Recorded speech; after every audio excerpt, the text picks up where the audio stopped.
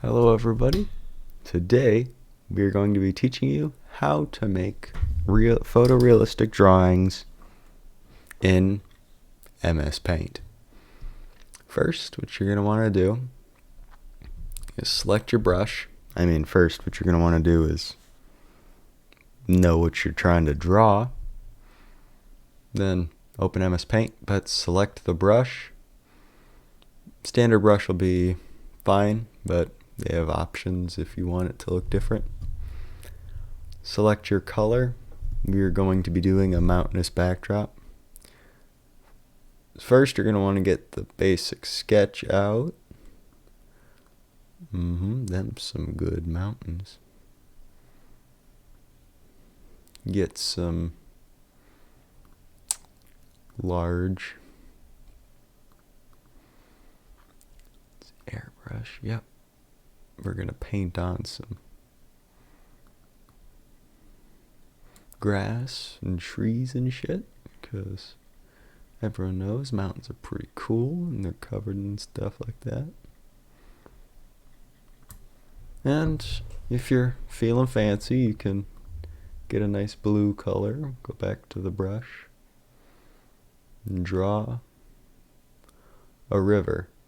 Keep in mind, you're going to want to maintain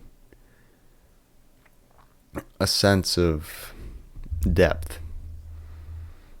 So, yeah, don't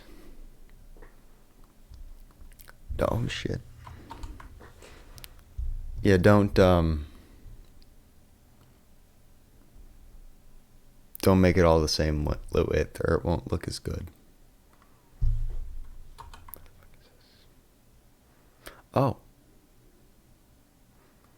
Yeah, don't forget to resize the painting for how big you want it. Okay. There we go. Now we're gonna quick cover up what we don't want. Yeah, that's good enough. Get a darker color for the ripples of the water. I don't know why I made that.